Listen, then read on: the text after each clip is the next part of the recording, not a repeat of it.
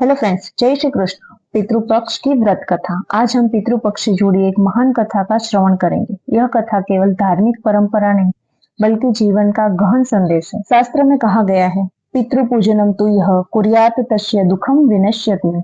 अर्थात जो व्यक्ति श्रद्धा से पितरों की पूजा करता है उसके जीवन से दुख दोष समाप्त हो जाते, घर परिवार पर सुख समृद्धि और धन धान्य की वर्षा होती। यह कथा भगवान श्री कृष्ण द्वारा स्वयं गरुड़ जी को सुनाई गई थी, इसलिए इसे सुनना अत्यंत पुण्यदायी माना गया है। कथा आरंभ करने से पहले सब मिलकर प्रेम से बोले, ओम पितृदेवाय नमः। गरुड़ जी एक बार भगवान श्री कृष्ण से प्रश्न करते हैं, पितरों की पूजा करने का क्या महत्व है? कौन से कर्म पितरों को तृप्त करते हैं और उनके आशीर्वाद से मनुष्य को क्या प्राप्त होता है? भगवान श्री कृष्ण मुस्कुराए और बोले, हे गरुड़, तुम्हारा यह प्रश्न केवल तुम्हारा ही नहीं बल्कि संपूर्ण मानव जाति के कल्याण का कारण है।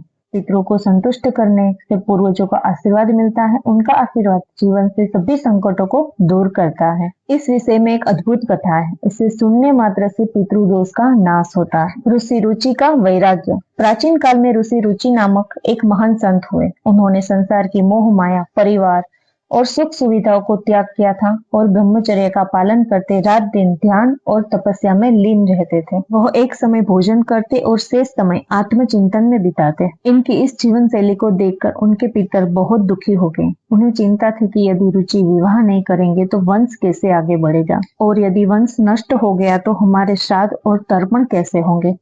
पितरों का प्रकट होने। एक दिन जब ऋषि रुचि ध्यान में लीन थे, तभी उनके सामने पितृ प्रकट हुए। चार दिव्य स्वरूप खड़े देखकर ऋषि अचंभित हो गए। उन्होंने प्रणाम करते हुए पूछा, कौन है आप और मेरे सामने किस उद्देश्य से पधारे हैं?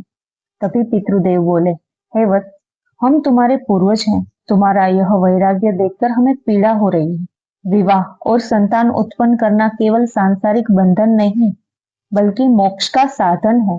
संतान द्वारा किए गए श्राद्ध और तर्पण से ही हमें शांति मिलती है। उन्होंने आगे कहा, हे पुत्र, बिना विवाह और संतान के तुम देव, ऋषि और पितरों के ऋण से मुक्त नहीं हो सकते।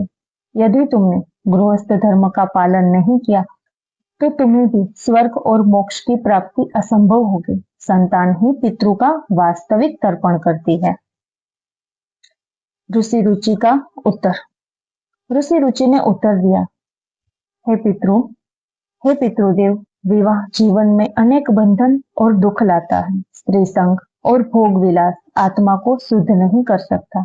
आत्मज्ञान और तप ही मोक्ष का मार्ग है। इसी कारण मैंने विवाह का विचार त्याग दिया है। तब पितृ कहते हैं, हे वत्स, तुम्हारा कथन आधा ही सत्य है। ज्ञान और तप श्रेष्ठ है, किंतु शास्त्रों ने विवाह को भी अनिवार्य माना है। बिना संतान के तुम्हारा ज्ञान अधूरा है। केवल संतान द्वारा किए गए श्राद्ध और कर्म ही पितरों को मुक्ति दिलाते हैं। यदि तुम विवाह नहीं करोगे तो तुम्हें भी नरक का सामना करना पड़ेगा। ब्रह्मा जी का वरदान। पितरों की बात सुनकर महर्षि रुचि विचलित हो गए। उन्होंने सोचा, यदि मेरे पितरों की मुक्ति विवाह पर निर्भर है तो मुझे कोई ना कोई मार्ग ढूंढना ही पड़ेगा। वे तपस्या करने लगे। वर्षों तक कठोर तपस्या की। तपस्या के बाद ब्रह्मा जी प्रकट हुए और बोले, हे रुचि, मैं तुम्हारी तपस्या से प्रसन्न हूँ।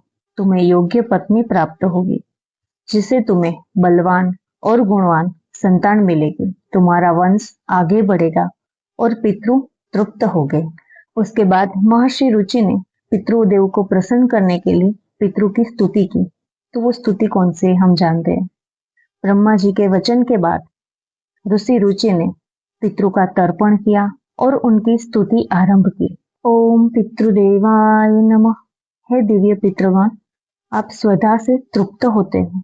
आप श्राद्ध के अधिकारी हैं। आप ही पूर्व, पश्चिम, उत्तर और दक्षिण दिशा के रक्षक हैं। आप ही भूत, पिशाच और असुरों से हमारी रक्षा करने वाले हैं।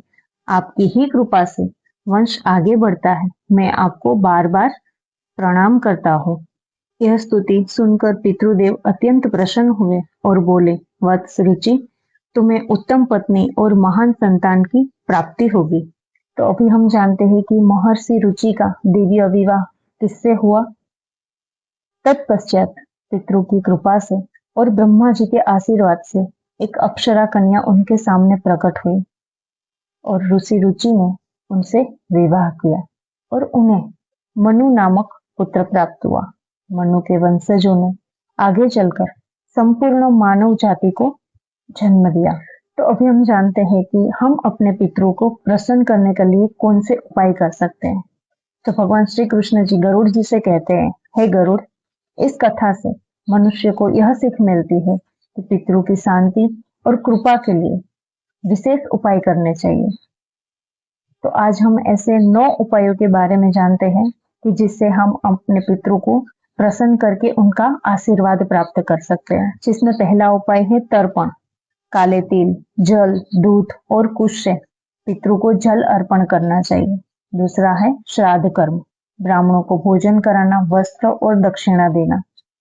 तीसरा है गौ, कुत्ते और कौवे को भोजन, इन्हें अन्न देने से हमारे पितरों संतुष्ट होते हैं।